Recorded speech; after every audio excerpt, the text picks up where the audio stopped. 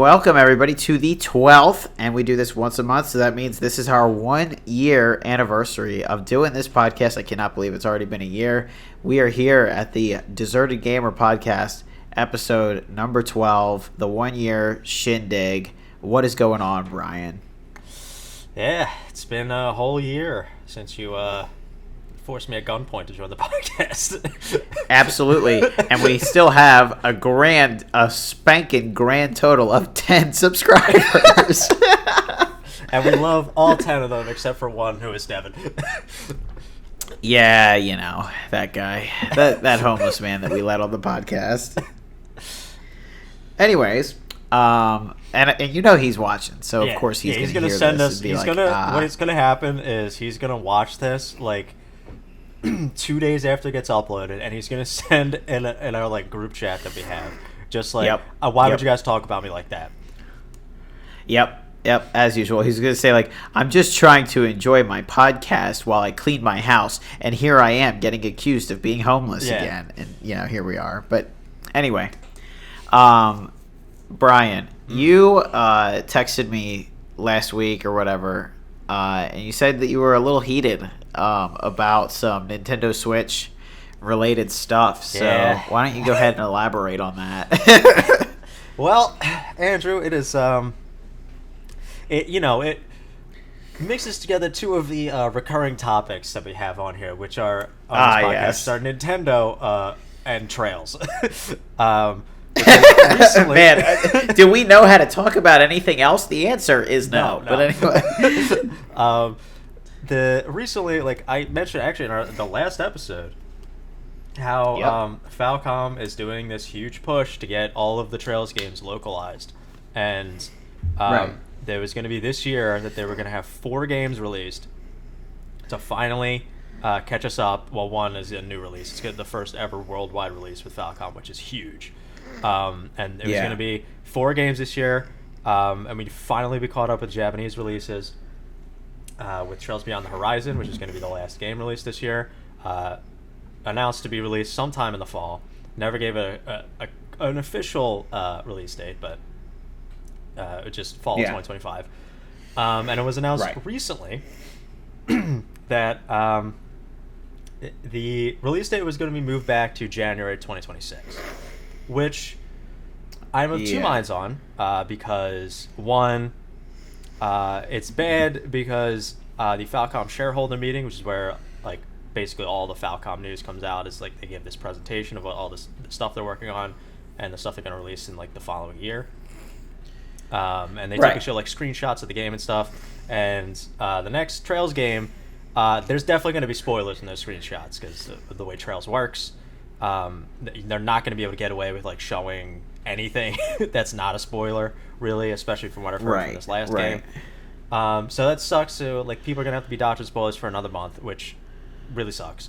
But on the other hand, it's like it's just till January. It's like a few month difference. That's fine. Whatever. The part that pisses me off is this announcement coincided with the announcement that they were also releasing a Switch 2 version. So it's seeming like they pushed it back specifically to get a Switch 2 version.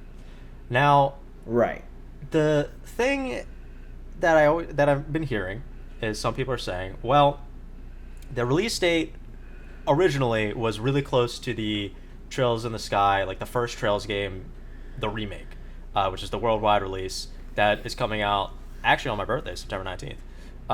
Very nice.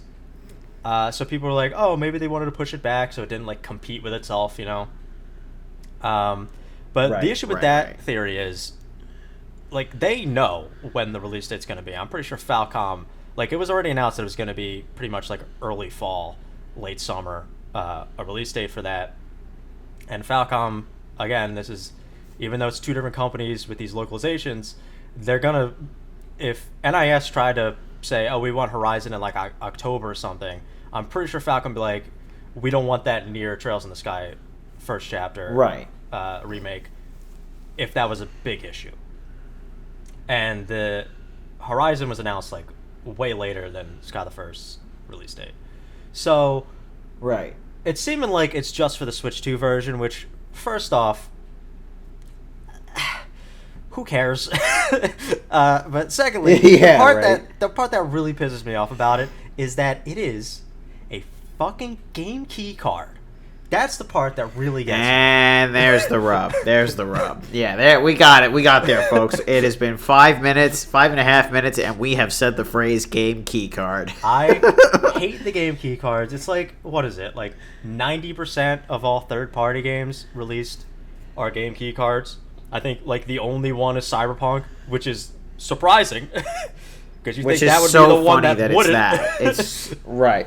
It's so funny. It's so funny. So what I'm hearing is that if I ever do decide to buy a Switch 2, I should just never, ever, ever buy these third-party games because I care about physical media. I care about owning my games. I do not want just a piece of paper or a flash drive in a box that is a download code. Well, that's the thing, right? Like I've seen people be like, and this is the other part that I forgot to mention. The Switch 2 version, the game key card version, is $10 more than every other version. Crazy. So, and that's the other thing, you know? Legitimately, you can get the actual game. If you have a Switch 2, which, fine, like, I'm not going to be like, oh, don't support the Switch 2, whatever, even though part of my feelings, you know, maybe it's not good to voice this even though it's kind of where we're at.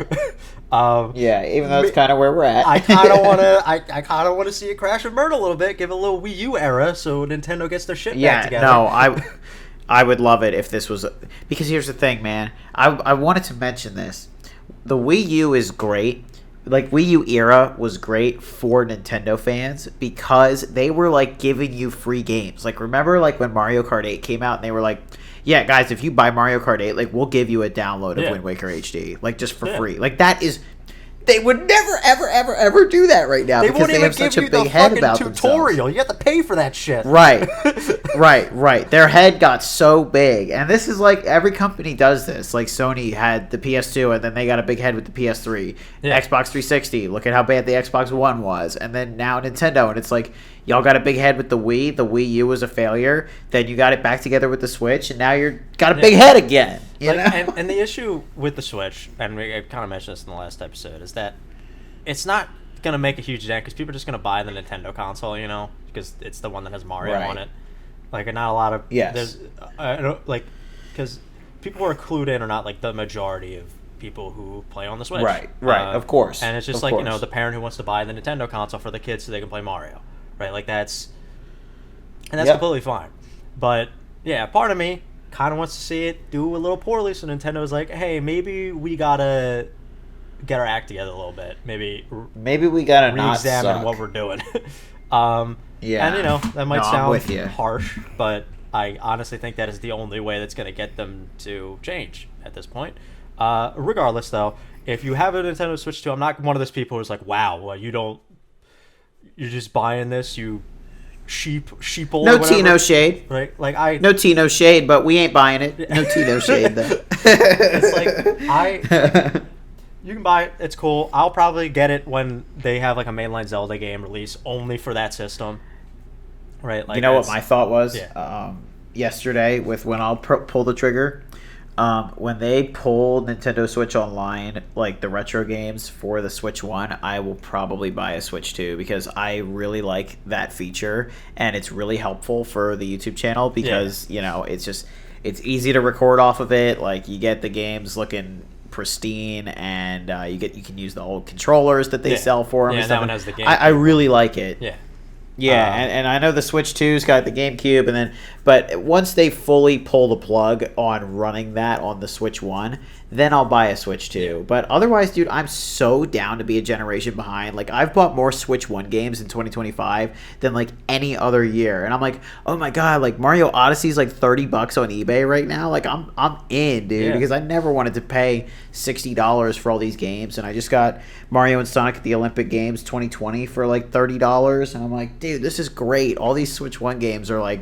We're getting to that era where people don't care, and I am just content to be a generation behind at this point financially. I mean, that's what and that's the thing that kind of confuses me is like, what direction is Nintendo gonna go in? Are they gonna try to push for Switch 2 exclusivity? Or are they gonna do what Microsoft and Sony have been doing this past generation, where Like the PS5, the PS4 There's, like, still none got of new it. games. Yeah. Like legitimately, I know, and you they can still buy make like the PS4 Rhino Yeah. remaster on PS4, and that released like a few days ago. Yeah, no, it's crazy. Like, I love it. I love it because I've had my PS4 since November 15th, 2013, aka the day it came out, Yeah. right? And that's because I could afford it because I was 16 and lived with my dad, you Yeah. know? And it's like I had no other responsibilities, so I saved up and I bought a PS4. Yeah. Have not had to buy a new Sony console since. Yeah. Like, And it's like- it's awesome. And so I don't know what Nintendo's gonna do, because part of me is like they're gonna get greedy because they want to sell these Switch 2s, but part of me is like, it's gonna be hard to sell exclusives in the same way, because I think that's what people are kind of used to now. That might just be that is just me talking out of my ass, but I don't know. Right. It's like I mean, we're we're speculating, whatever. Yeah. So we'll see how that goes. Regardless, what I wanted to say was that, like, if you have a Switch 2 and you want to play Trails Beyond the Horizon, just buy the Switch 1 version. It's got the actual game crazy, on right? the cart, and you can still get like the upgrade. Like, sure, it might not look as good, but it's a Trails game. You're not really going into a Trails game expecting like AAA level graphics. I mean, they look better than they ever quite have. the niche. They look very good now compared to what we had before, and I love what we had before. It's very charming, but they always look like a generation behind. And I mean, the it's Sky certainly a remake, niche game, the Sky you know? remake look is very, I think, because they added a little bit of, oh my god, I can't speak, cell shading, so it makes it look like way prettier now.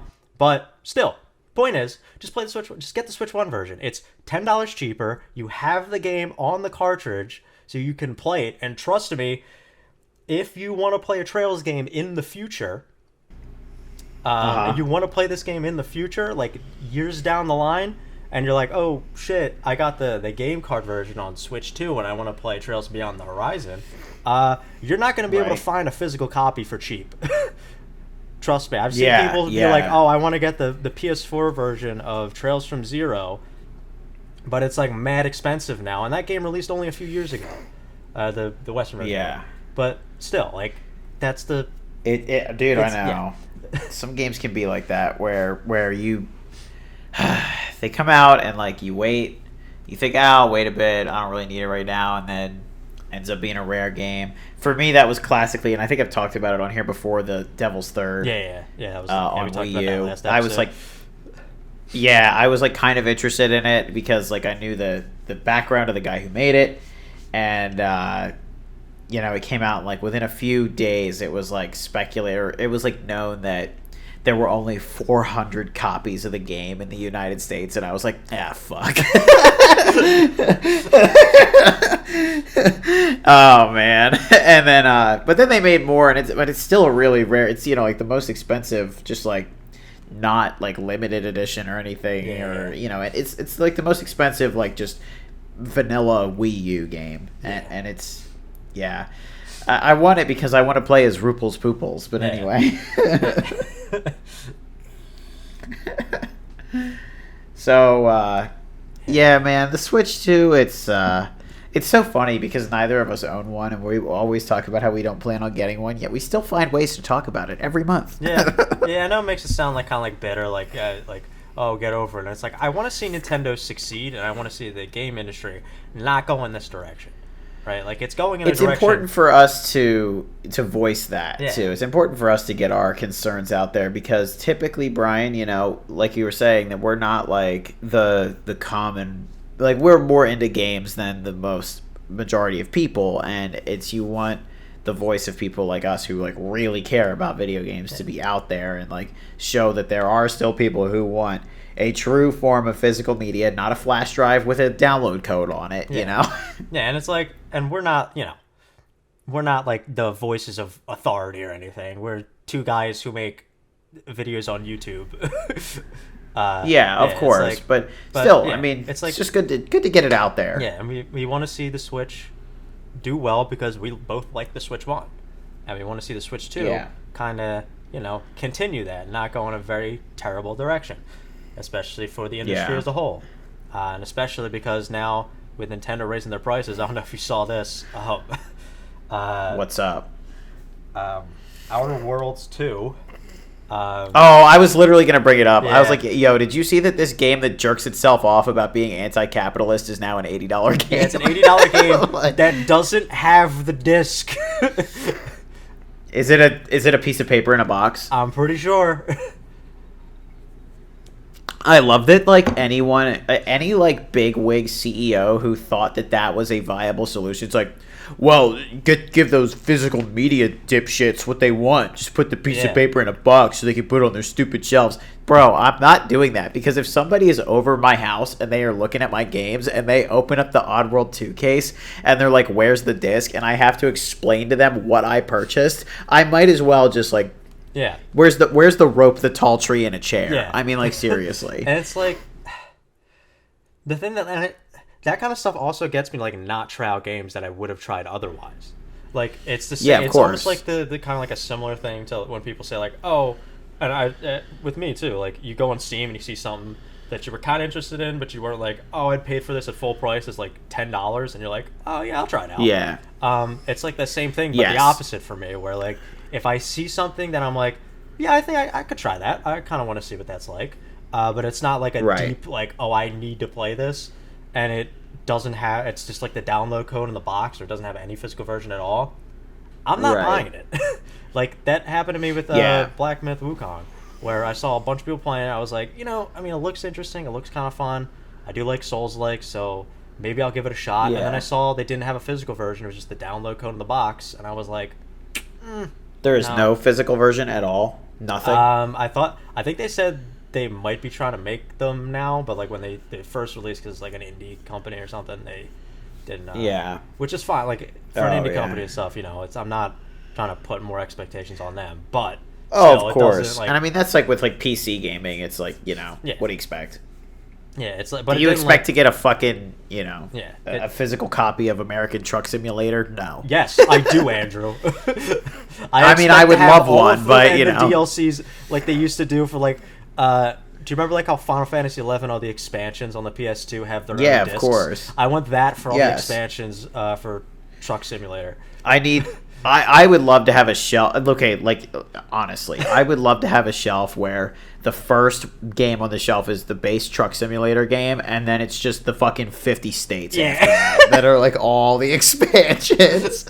Or it'd be like 47, because they give you like 3 states to start. They give you California, Nevada, and Arizona, I think, and then just every other state was like a DLC.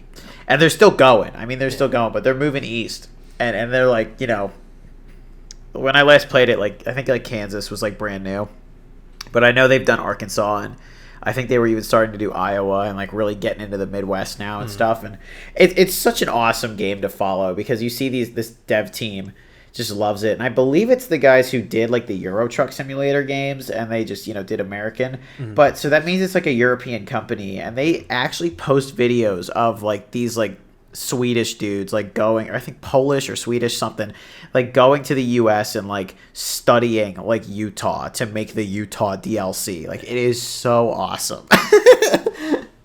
Yeah. I was going to make a joke about Utah, but let's just move on. Plenty of jokes to make about Utah when you live in Arizona, I tell you what. When you live anywhere but Utah, honestly. No. Yeah, seriously. But here it's like, it's a neighboring state. So anyway, it would be so awesome if I had a disc of every single state that they did. PS2, Final Fantasy 11 style. Yep, seriously. But hey, I mean, when they do every single state, if they did make a physical version just with the whole country, I mean, I would be all over that. And then do a special edition with a little truck, Yeah. I'm game.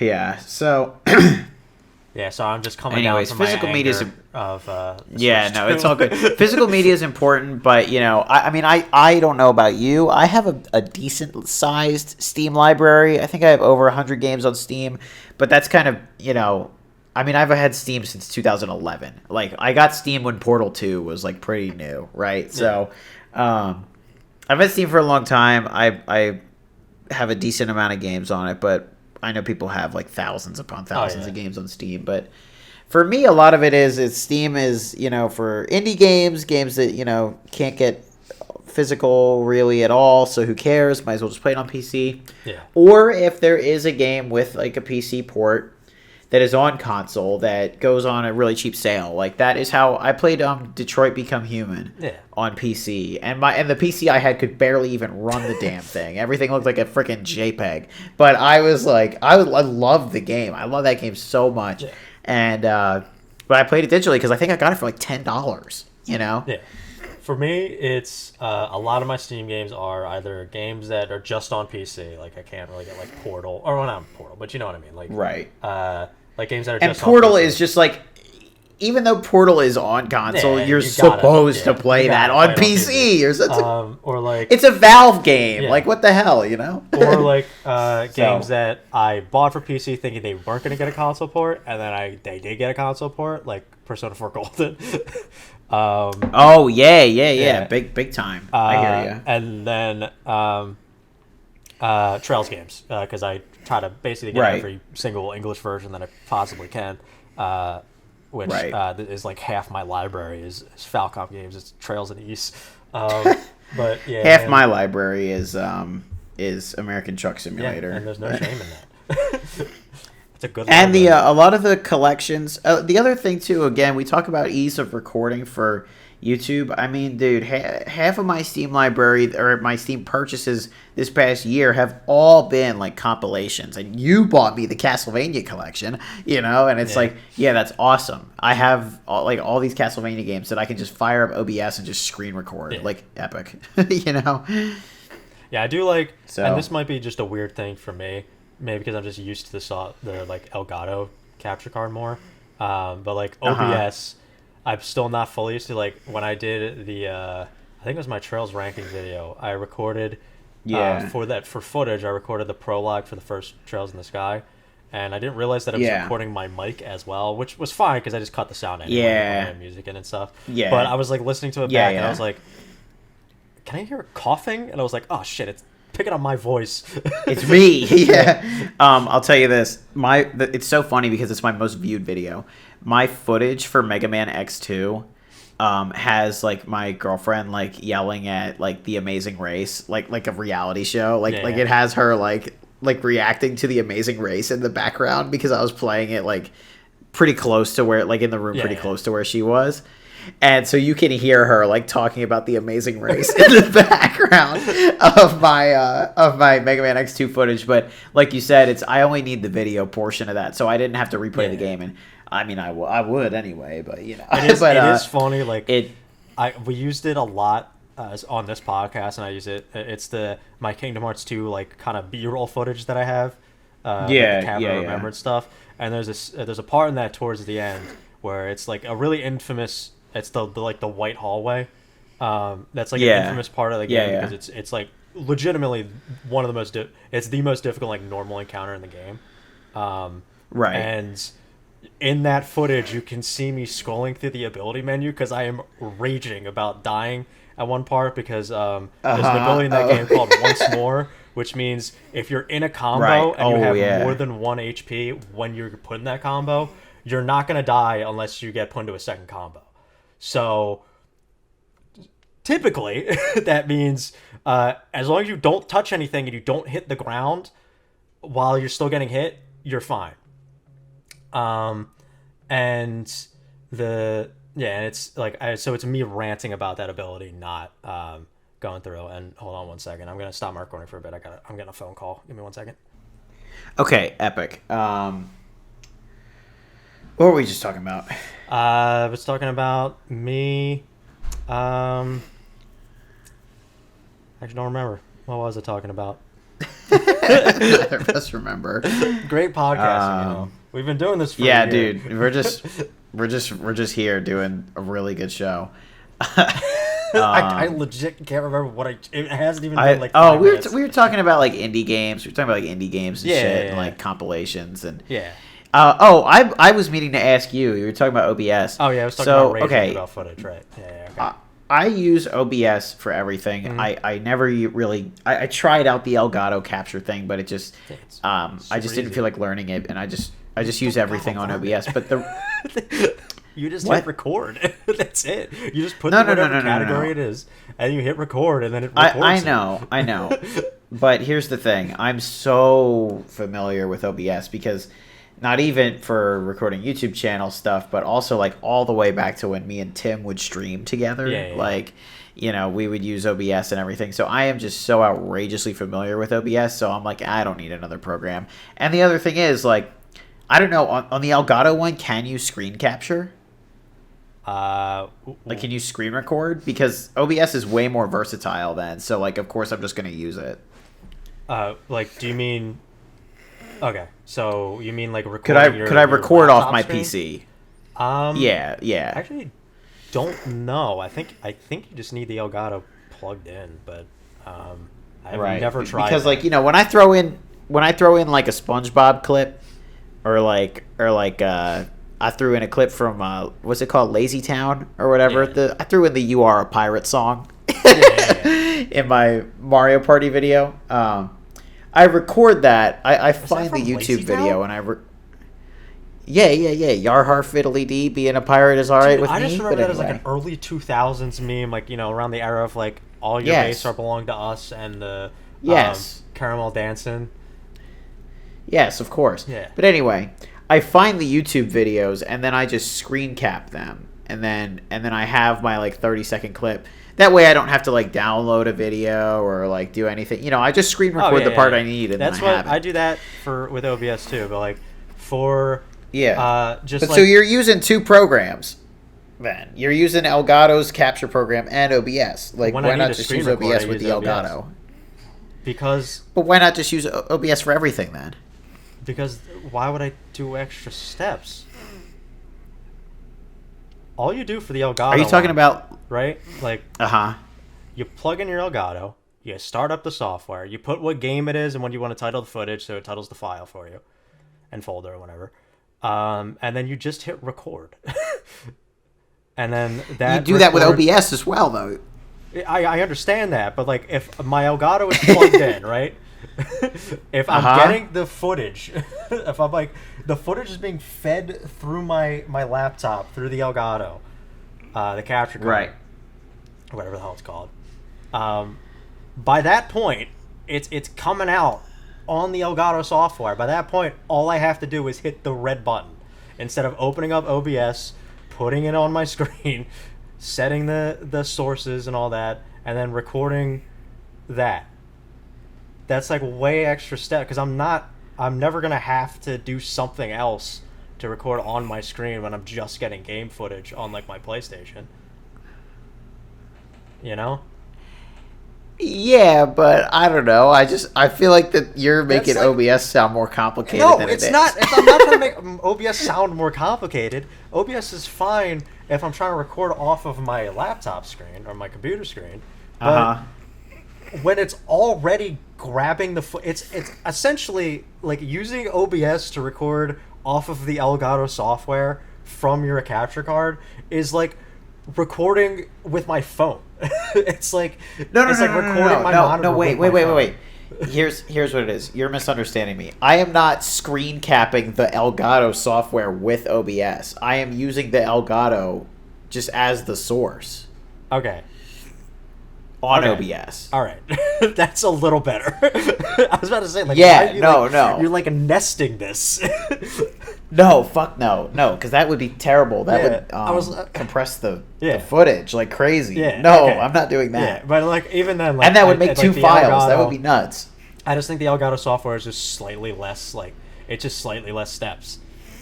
Like, because all you do is type out the game, you type out what file you want, and you hit record, and that's it. Like, you don't have to, like, set up the sources, the audio, and all that. I know that, like, you don't have to record an MKV file type and all that stuff. But I don't mind, like, having to do any of that because it's just been part of my YouTube life for the entire time. Yeah. But so I have my Elgato as the source in OBS, and it just captures it. And OBS gives a ton of, like, freedoms with changing resolutions around and stuff, and I'm telling you, Brian, with the GameCube and with my adapters that I have and everything, you got to get these settings down really, really, perfect. And I don't know.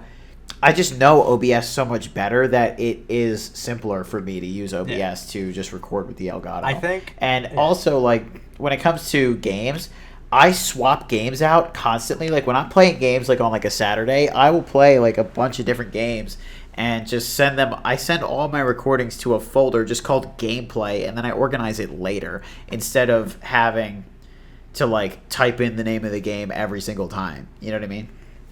Yeah. I mean... We all get through it at the end. We all make videos at the end of the day, right? You have to make a different recording, though, right? What do you mean? So, you're not just continuing the recording; you're stopping the recording and recording a new file, right? For a different game. Yeah, of course. Yeah, by that point. But I don't have to. Because what I do like about the Elgato software is that it sorts it for you. It sorts it by game, and it sorts it by the type of what recording it is and all that. And it makes maybe it really I'm just a easy to control find. freak, but I like sorting my own shit. All right, honest I'm to God. not gonna. I really I'm not do. gonna knock it. I'm just saying, I think it's less. Steps. Honestly, I like being able to organize it my own way and just have it dump it all into some generic folder and then sort it out how I want later on. So what this has revolved into, to answer your question, more Brian, devolved into. Why don't you use OBS instead of Elgato? Is because I'm lazy, and it's just easier to use Elgato. I just why use two softwares? But anyway, either way, it's we're both probably doing about the same amount of stuff, and no, because I'm not sorting my shit. But I like doing yeah, that's the point. So anyway, good God, what a great fucking episode of this podcast this has become. Anyway, let's talk about being nostalgic, because now Brian will be in agreement about something. Yeah, hopefully. I think we will. Knowing kind of how you phrased this to me before we started and how you wanted to talk about it. Yeah. It sounds like we'll be in agreement. All right. So just to give a little backing, yes, nostalgia is generally, from what I've seen as well, and it sounds like you have as well, it is generally very, very ridiculed on the internet. And it's like, oh, you're stuck in the past, or oh, get over it, blah, blah, blah. And it's like, man, I'm sorry that I like Mario Sunshine. Yeah. Actually, I'm not sorry that I like Mario Sunshine, but it's like, bro, I'm sorry that me liking Mario Sunshine offends you so much. Yeah. You know? The thing that gets me is I think there is a weird understanding of how art, and let's not kid ourselves here, video games are art. Even of course, freaking, the Mario wahooing and waheeing, it's still art. It might not be even American Truck Simulator. Yeah, it's not it's not going to be in the Louvre, or however you pronounce that. But Louvre. It's still art. You're right. Le Louvre. I don't know how you say it. Le Louvre. Yeah. It's so wrong. And if a French person's watching it, do you have the Louvre? Do you have the Louvre 3DS game? I do not. The only game I know from that took place in the Louvre is oh my god, what was this educational computer games? Carmen Sandiego? No, did she go to the Louvre? Vein, but it was it was the ones that would go by grade, it was like whatever it is, pre-K, whatever it is, kindergarten, whatever it is, first to second grade. You know what I'm talking about? I know what you mean. Yeah. I know you. Of course, that, late 90s PC games that we grew up with. One. It had a frog or some sort of amphibian dude in a trench coat. Is it Jumpstart? Yes, Jumpstart. Jumpstart. I think it's Jumpstart. I love Jumpstart. And it was I had it was that. A frog in a trench coat, and he had a fedora on, and there was one mini game where you had to it was a puzzle mini game. You had to push boxes of paintings in the basement of the Louvre, and you had to dust the way ahead of you to move the boxes because they couldn't move past the dust. That's the only thing I remember about those games. Well, there is a 3DS game that is like a tour, like an interactive tour of the Louvre, and it was only sold at the gift shop of the Louvre. So it's a European region 3DS game anyway, and it is very, very rare, obviously. Yeah, I would assume so. Yeah. Yeah. But, really cool, though, huh? Yeah. So anyways, we obviously we were just nostalgic for some Jumpstart, which I did not think we were going to be talking about on today's episode of the podcast. That was not on my bingo card. To be talking about Jumpstart, second grade. To hear two 27-year-olds talk about freaking Jumpstart second grade. Yeah, I had all those games as well. I love them. Yeah. Do you remember the dog's name is Frankie? Do you remember or whatever? Maybe the turtle was Frankie. But yeah, man, what do they call it? Was it like Patriot Kids or something? It was like the kids who like time travel to the Revolutionary era. Yes, like the point of course. Yeah. Those ones are so good too. And the Arthur games. Excellent stuff. Yeah, and I Spy on the PC.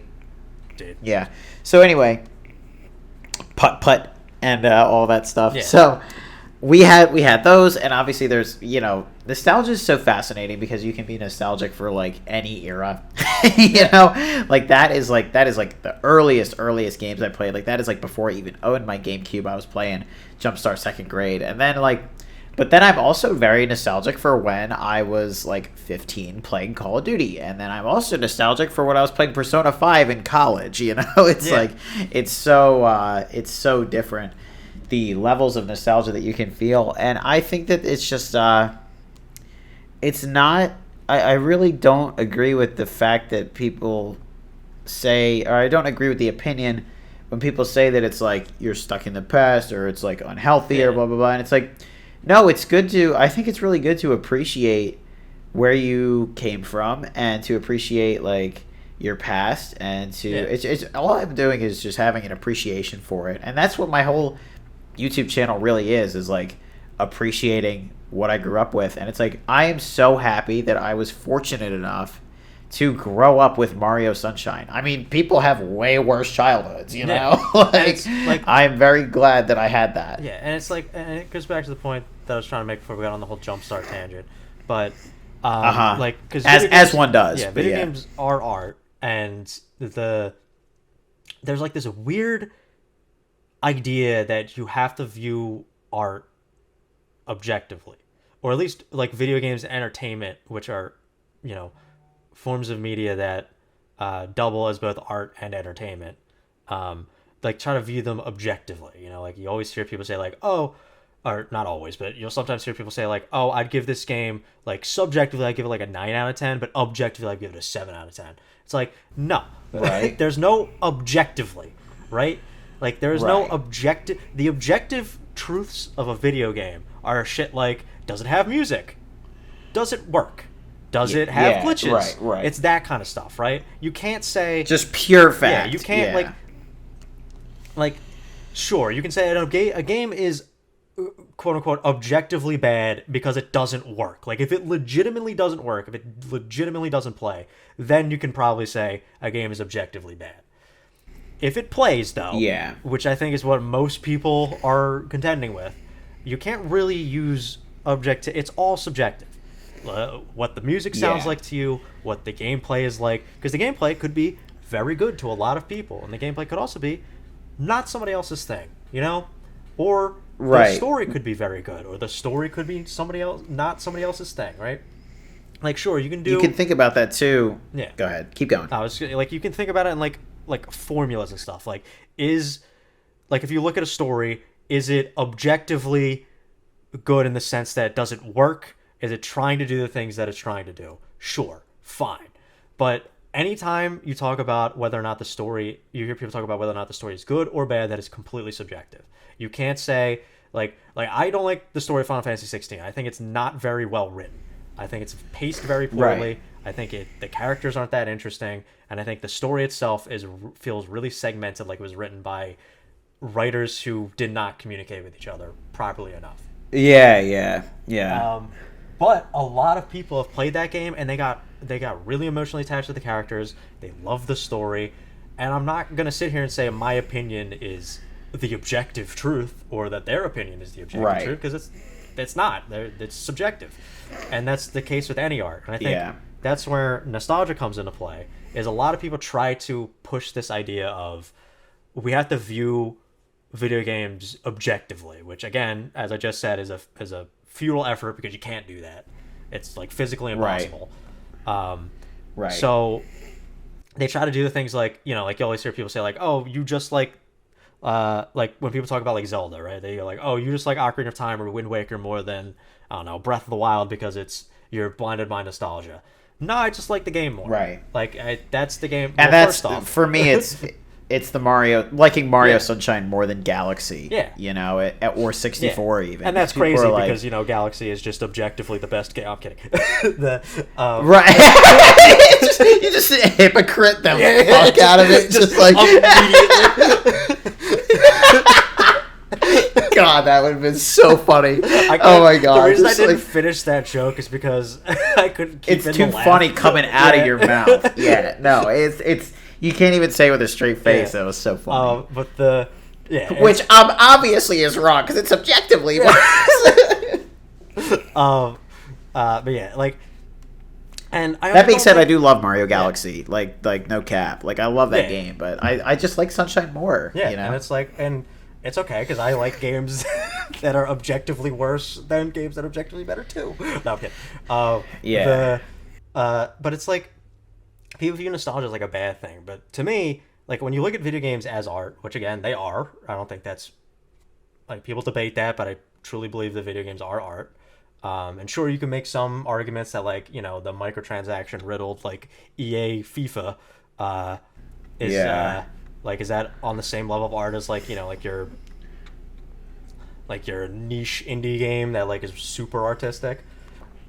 Right. Sure, like you can make arguments back and forth about that, but the point is, like when viewing art, you're going to have attachments to it because part of viewing art is interpreting it. Like when you look at a painting, part of that is viewing, the colors, the subject matter of the painting, it's your feelings on it, all that kind of stuff. And I think that's the same with video games. And I think people put nostalgia as this like filter over viewing the true art or whatever, which I just don't think is the case. I think it's just a way that you interpreted that art when you first experienced it. And sure, that can change over time. Like if you replay, like I've replayed some games and I'm like, this isn't as good as I remember it being, but that's I liked Sonic R when I was a kid. Yeah, and that's like, I don't think that's necessarily because the game is worse or because you were, delusional about the game. I think it's just like a thing of experience. You've played more games that have done things differently, and you've gone back and been like, like you now have more things to compare it against. But again, like the point is, I don't think of nostalgia as a bad thing. I think it's a really good thing because the way like a video game can mean to somebody, especially the one that like tells a story or something. But honestly, ones that aren't really story heavy, like Super Mario Sunshine. I think like the feelings you have while playing it are just as important as the quality of the game itself, and in some cases more so because again, it's about you experiencing the thing. Like if Super Mario Sunshine was the best game ever, but I never played it, what's it matter? Like. Right. What your experiences on the game, are just as important as the game itself, I think. Yeah, I totally agree, and I think that too the other kind of point to all this as well with like the like you can't be objective about games. Yeah. Is think about time, right? All right, so obviously like games like the original like Castlevanias, like obviously like the NES like predates me and you, right? Yeah. But on the internet, what I've heard a lot of from people who did grow up in that era, a lot of people when they were kids in the 80s had Castlevania 2, and they just loved it because you're walking around whipping werewolves and skeletons and shit. Like they didn't care that it's like like kids in the 80s didn't know like, oh, this is like a really bad RPG. Like this is like, these are like RPG sins that you never commit. You know, like none of that was a thing. then the Angry Video Game Nerd makes his first review is for Castlevania 2, and and he dunks on it, and a lot of people who I have seen talk about the AVGN who were also his age were like, oh, when I first found him, I was so mad that he didn't like Castlevania 2 because I loved it when I was a kid, and like I've heard that story over and over and over again, and it's like, yeah, like sure you could say like, oh, Castlevania 2 is objectively worse than 1 and 3, but at the time, who's to say that, and like revisionism is what I'm getting at. Another big one was that I obviously grew up with my first, consoles were like the GameCube and the N64. I did not have a Sega Saturn when I was a kid, right? Because, I don't know, 4 people did, right? Yeah. And the Sega Saturn was always like the laughingstock of the mid to late 90s consoles. I didn't know what a Saturn was until I was older. Yeah, exactly. It was not the PlayStation, and it was not the N64. And the only thing that it was maybe better than was like the 3DO. But anyway, the Saturn was laughed at big time. But when I was in like kind of early high school, I got into the Sega Saturn. And if you've seen our console ranking, our bracket. Sorry for that loud sniffle, but hey, you're edited, man. If you've seen our, yeah, exactly. If you've seen our console rankings, I was like, I defend the Sega Saturn like tooth and nail, and yeah, a lot of people now do because people went back and discovered, oh damn, all these really cool like RPGs and shoot 'em ups were on the Sega Saturn, or ported from the arcade to the Sega Saturn, and nobody knew about them back then. But then 10, 15, 20 years go by, and it's like, oh crap, the Sega Saturn actually has an incredible library of games. It just was not good. And the Wii U's kind of similar in that way, where you're like, the Wii U actually had a stellar library. Sure, all the good games got ported to Switch, but like, dang, there were some good titles on there, despite the fact that everyone hated the damn thing when it was out. Yeah, except the It's like, right. The revisionism is a big part of that too, and opinions change so much over time, and it's like just because the opinion in 1990 was that Castlevania 2 was cool, well then it changed. In 2008, the opinion was that Castlevania 2 was lame, but I mean, it's like the same thing you can see with like like that early PS2 era where like everything was like went for like a grittier kind of like aesthetic and everything. Like like you had like Kingdom Hearts 2 had like Sora killing people, being really sassy. He's wearing black clothes now. Jack 2, like it went from like the really colorful, tropical, like ancient ruins kind of vibe to like this almost cyberpunk city in the future. And then every Xbox, and then like every Xbox 360 and PS3 game being like, brown. Which is so cool. And then the PS3 era kind of still stuck around a little bit, but then you got to like like PS4 era, end of the PS3 era and stuff, and then people were like, man, that was so edgy, and like everything was so edgy back then. And like it's just like taste changed with that, like the common taste change. But I think another thing is like, because I think it goes into right, and I actually have 2 different points here which are not connected. I'm gonna have to try to see if whatever, go ahead. The first one is, I think it goes back to like this, it ties back into the argument that you hear all the time nowadays that like the video game industry is dying, and despite what we say about the Switch 2 and the scariness therein, there are a lot of great games coming out, right? Like it's not always like, sure, like Call of Duties might be bad, the EA games might be bad, and fine. Like I saw there was a video going around that was trending on Twitter. I don't know if you saw it. It was like the one of the guys saying like expand your horizons is not a good argument against that, because like back during like the GameCube and PS2 era, you had all this different variety in these games. Like you didn't have to expand your horizons. You would be able to find good games no matter what genre you were in, which I think is it's a pretty good point. And he also made the point about how corporate greed kind of ruined a lot of those games, which is also true. But all that's true. But all that's very valid. To say that all of video games are the industry is dying and that video games are bad now is also disingenuous, because that's like your favorite sports team. It's too black and white. It's too black and white. Your favorite sports team having a bad season, and then you saying the entire league is over, the whole sport is done. Like, you know, it's like, right, okay. right. Like, maybe no. Yeah, it's too black and white for sure. But, and the other point that I wanted to mention was that, and I just lost it. Hold on. Probably have to cut all this.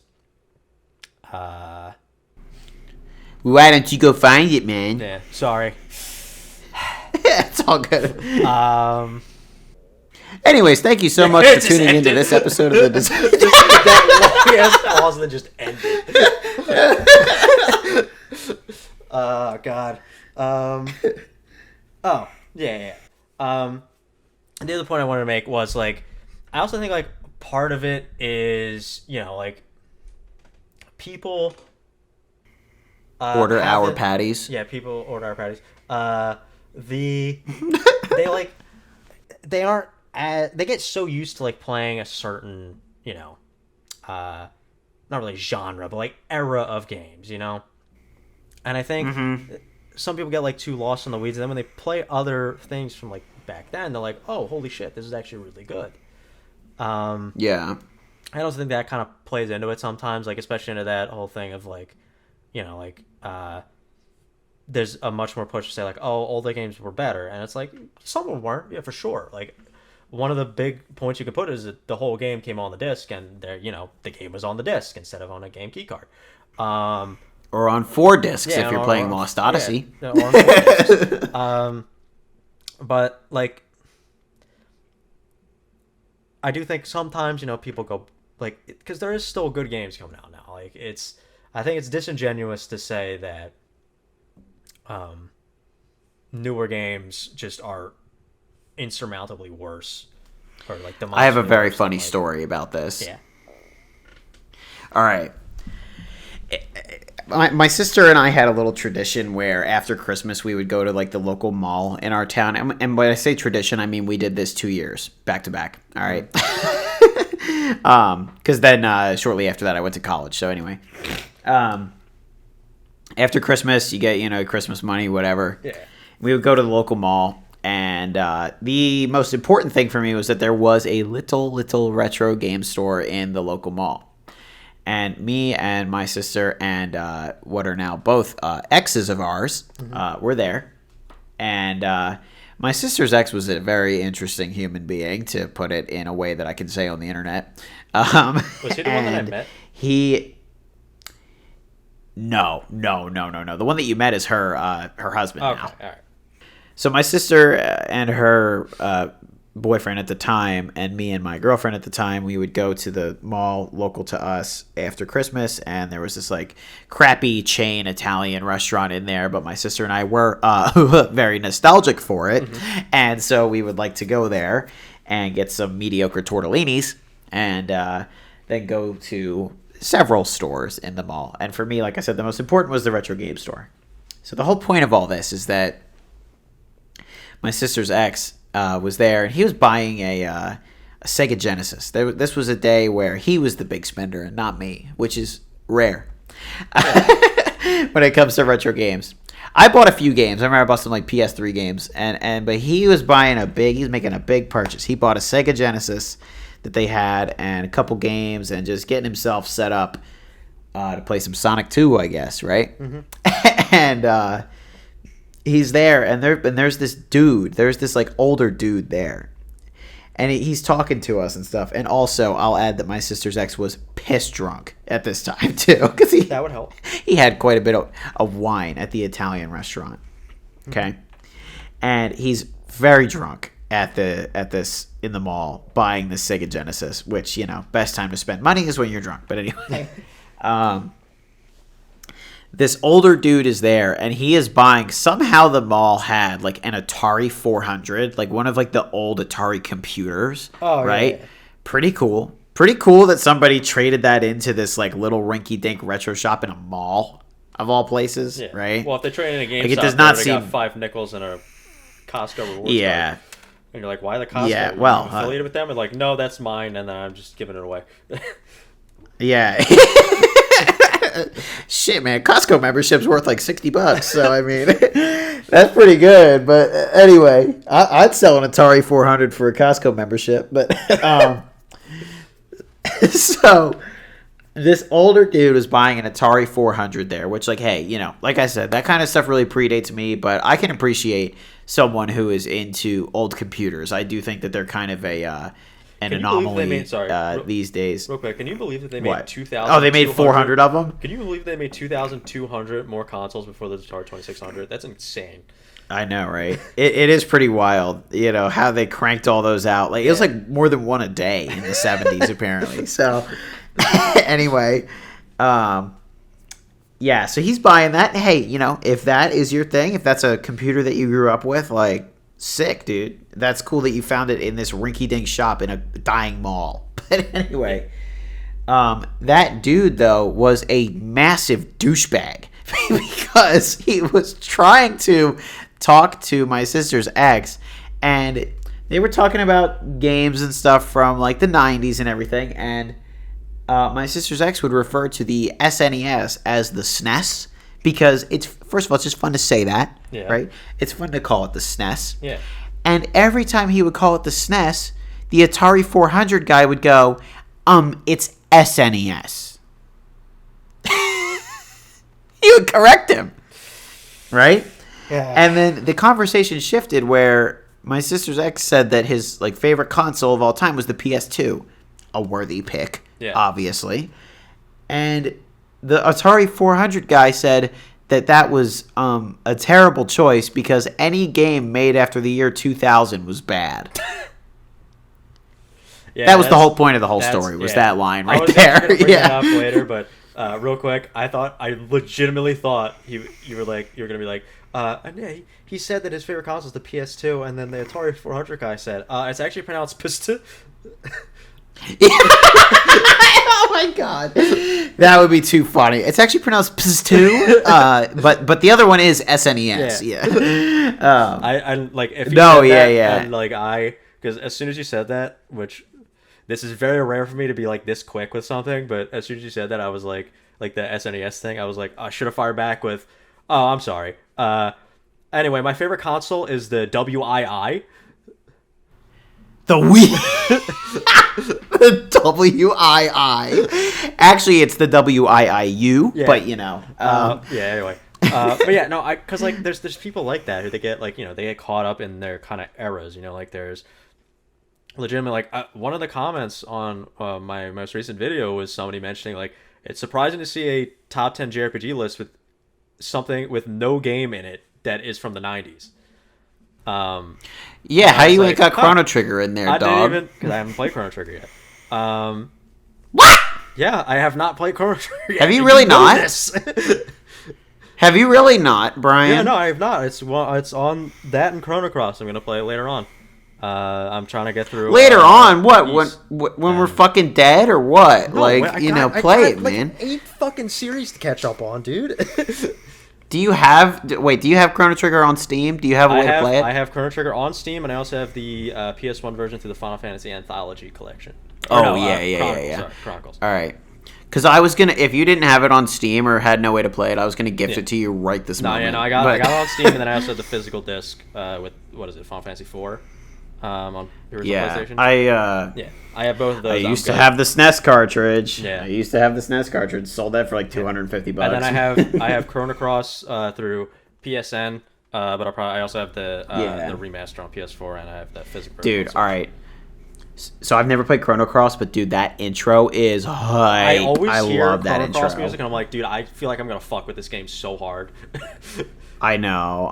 That intro is crazy. Yeah. Have you watched it? Guy's crazy, man. I think I did because when I started it up to make sure that the fucking Switch version worked on my. It was like this was at the time when I still like wasn't really collecting as much, so I was just like, is the Japanese version gonna work on my Switch? Yeah.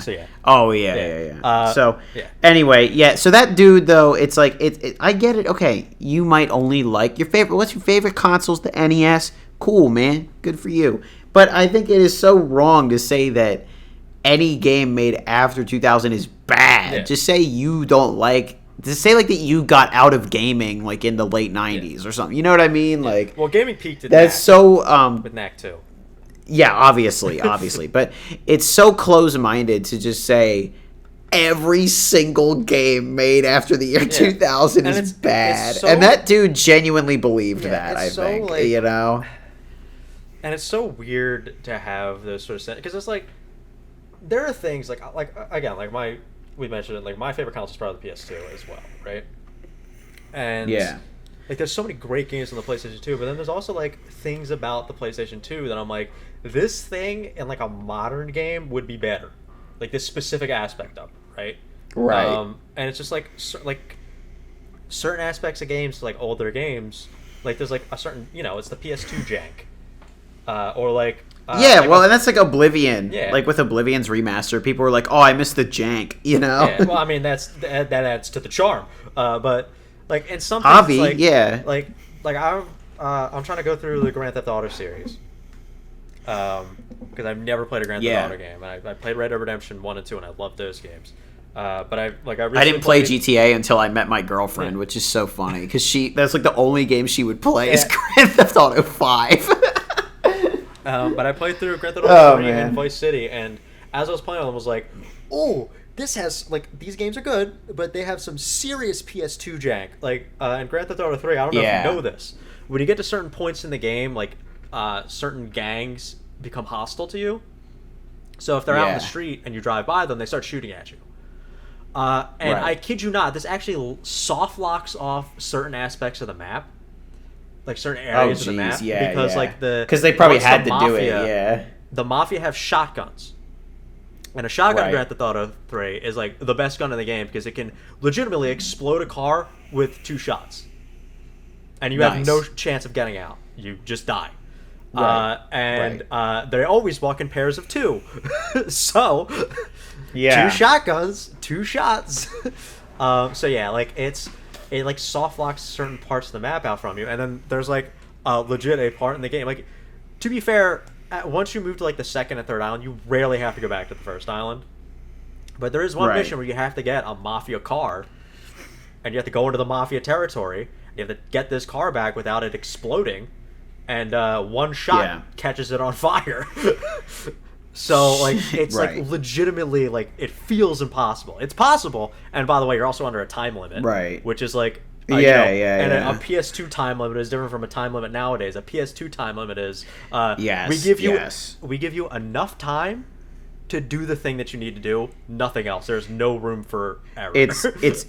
There are some Simpsons hit and run missions that are like that too, where it's like, oh my god, this time limit is really really tight. You know, you're like, am I gonna get this done? I have 19 seconds left. But. It's like stuff like that, or like a lack of checkpoints, or, you know, my personal favorite, which is sarcasm, infinitely respawning enemies. Good old COD 4. Yeah, World at War. You know, so, okay, dude, all right. Hey, Devin, if you're listening. All right. So, we were talking about Call of Duty when I saw him last, and he was like, yeah, I think I beat World at War on Veteran. Be quiet. I like literally looked at him and I was like, no, if you think you beat it on Veteran, you did not. You would have like actual PTSD if you beat it on Veteran. I love because I know, because like, all right, I knew that it was extremely hard to beat on Veteran, but I remember like years ago, I watched this YouTube video of a guy like fully detailing his experience of playing that game on Veteran and beating it. And the things that he had to do to get through that game on Veteran, Brian, it was never meant to be played on that difficulty. I swear to God. I tried it. And I've beaten Modern Warfare 2 on Veteran because that's the first one that didn't have that crap. Yeah. And I'm like, wow, that's actually a really fun game on Veteran because it is hard as balls, but very doable. Yeah. I think I beat Modern Warfare 2 and Black Ops 1 on Veteran. Yeah, but, Black Ops 1, they're all very doable on Veteran, and then if not Veteran, Hardened. Yeah, you know, like I've beaten a lot of them on Hardened. World at War follows old Call of Duty rules, which is enemies stop respawning when you get to a certain location on the map, not after you've killed all the enemies. So you have to push so up, you have to push. Yeah, you have to push through bullets, and it's impossible on veteran. Yeah, and it's impossible on veteran in World at War because everything has 27,000 grenades. That too. COD 4 and World at War had insane grenade spam, and so I've been replaying. Oh, sorry, go ahead. I've been replaying some of those campaigns because I am getting ready to do a very detailed video about just all of them, just COD 4 through Black Ops 2. I just want to do one video that's going to be over an hour long about all of them and just the impact that series had on my life because it's greater than any game, honestly. And but it's it'd be lame if I just talked about Modern Warfare 2. I can't do it. It won't do it justice. So, but replaying all the campaigns takes some fucking time. Modern Warfare through Black Ops 2 was even though I don't like the campaign for Black Ops 2, that multiplayer was heat. That dude, the multiplayer for Black Ops 2, it's a midnight launch that I went to, and it's unforgettable. The memories that I have playing that game in its prime, it's truly unforgettable. And anyway, so all of that, I want to do a giant video about it. And like I said, just the impact that those games had on my life was tremendous. And so I've been replaying some of the campaigns, and I was playing COD 4 and World at War, and I was like, oh, man. I mean, I know that these games were super revolutionary, and I still really love them. Yeah. World at War's, storytelling is incredible and everything, and even the storyline of COD 4 kind of establishing all that stuff is great, but, man, some of the gameplay is a little bit rough feeling these days. No, I love... have you ever seen the footage of people trying to do I think it's the second to last mission in World at War, the one where you're pushing towards the front of the Reichstag? Yeah, where you're storming Berlin as the Russians, right? Yeah, it's specifically it ends right as you get to the doors of the Reichstag, and the last mission is inside. Yes. Yes. I still remember because there's that's probably the hardest part of the campaign from what I remember. And all I remember seeing people play that on veteran, and then all you see is they're crouched down trying not to die, trying to heal up, and then all you see is 8 fucking grenades just right next to them. No, it's unreal. Yeah, it's truly unreal. I tried. I only play those on what is it? Vendetta? Is that the fourth one? The first Soviet mission? the first Stalingrad? Soviet one. Yeah, and then I promptly gave up. I forgot how far I made it because I was like I thought I only made it to the second mission or something, and then I looked at my trophy list and I'm like, oh, I made it to the fourth one. I was like, and now I remember why. And then the other really infamous one, it's a great mission. It's one of the coolest missions in all of COD, is when you are going after the Russians or the Nazi sniper, and you're the Russians. And there's the guy in the tower, and you're with Reznov, and that is when you shoot him. Yeah. Oh, okay. That's the first Russian mission. Is that one? Okay, yeah. Because that's the first guy you have. You only grazed him. Yeah. You have to kill him. It doesn't matter if you hit him in the head. You only grazed him. I saw his helmet fly off. Yeah. But if that light is on your screen for even 0.1 seconds, you're fucking dead. There's a great video. I can send it to you. There's a great video. This guy who does he's on a mission to platinum every game that he owns, and he did it for World at War, and then it was him doing that mission. It was so funny. Yeah. It's insane. It's insane. Yeah. The only one that I think might be harder, maybe. I have not tried it on a higher difficulty. And the reason I say this is because, to me, from what I remember, COD 4? The one it was on normal difficulty, regular difficulty, and it was almost as hard as Veteran and World at War, so I can't even imagine what the hardest difficulty is is the first Call of Duty. Oh, God. Oh, God. I don't even want to know. That game has a health bar. It does not have... Yep. And I know. The first three, I think, do. Kits, yeah. No, only the first one, I think. And maybe the second one. Even COD 2 had regen health? I don't remember for COD 2, but I think it was only that one, and World War 2 had the health bars. But the health packs are so scarce, ammo is so scarce, and it is like World at War where first off, it's like World at War Veteran where they love throwing grenades and they have an unlimited supply somehow.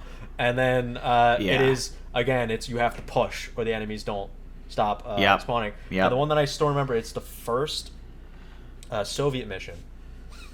And in that one, you start off, and it's like they basically like, put you in pairs. So like one guy has the rifle, and the other guy has extra ammo. And the whole idea is when your guy dies, you pick up his rifle and you continue on. And you're the guy with the ammo for the first part of the mission, so you can't shoot back. Oh, great. So you have to go through like a machine gun fire with no cover, and then no rifle to put down covering fire, and then you finally get the rifle, and then you go up to like the square area, and there's a bunch of machine guns, a bunch of like riflemen and snipers and shit, and if you take too long, you die. Not because you get shot by one of the Germans. It's because of like the whole thing of like if you retreat or whatever, the Soviets would shoot you. Oh yeah. And they count that as retreating for some fucking reason, even though I'm laying down covering fire. Right. Dude, Dude, that's crazy. The first Call of Duty I'll tell you though, is so fucking hard. The first 3 games became outdated the moment COD 4 came out. No, I replayed and to me, I think that recently, and I was like, "Ooh, this is not as good as any of the ones past it." I think that even though COD 4 is fairly dated now, I think that for me the series, like when I see COD 4, like it literally says, you know, the title is Call of Duty 4 Modern Warfare. Yeah. To me, that just translates to Call of Duty 1. Like for me, the series starts at COD 4. I mean, like, you know, I will say I have to give props to Call of Duty 2 because that one does something really interesting, which no other Call of Duty ever did. Again, with its campaign, where I think you play as 4 different 3 or 4. I know it's the Soviets, Americans, British, and then I forget who else. But unlike basically the other ones where you know, like you do like 2 missions with one and then you swap to the other one. You do like 2 missions with them, swap with them or whatever.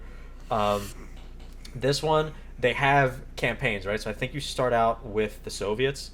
And you do like 2 or 3 Soviet campaigns, and like, okay, you unlocked the British campaign, and then you can go back to the main menu and start the British campaign, or you can finish the Soviet campaign, and all the Soviet missions are all connected, and then all the British missions are all connected, and it's like that. I thought that was such a cool thing because it like kept this like you felt like you're on different fronts of the war rather than telling this one kind of connected story with disconnected groups, you know. That is cool. I've always been interested to try out the actual COD 2 because, you know, it's Infinity Ward. It was before COD 4. Yeah. COD 3 is, like, known as not a very good game in general. So COD 3 is, like, it's one where, like, I like it more than the first Call of Duty just because, you know, I think it plays better. But it's way more boring than, like, COD. Like, of the, like, first 3 COD games, I think 2 is the best.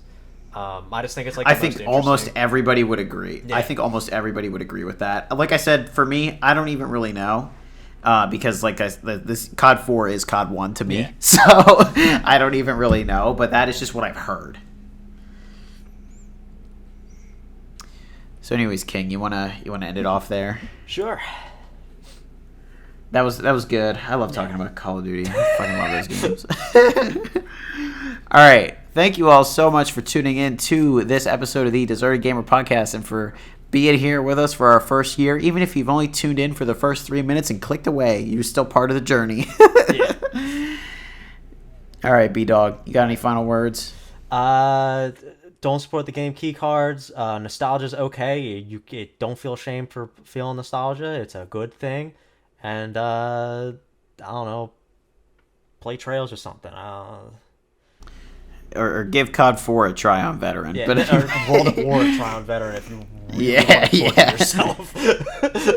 COD 4 is also impossible on veteran. I made it to the broadcast room and I gave up. I gave up at the broadcast room on that. I gave up on the what is it? The tanker training. Yeah, right. I gave up on the pit. Yeah. But, all right, guys. We'll see you later. Bye.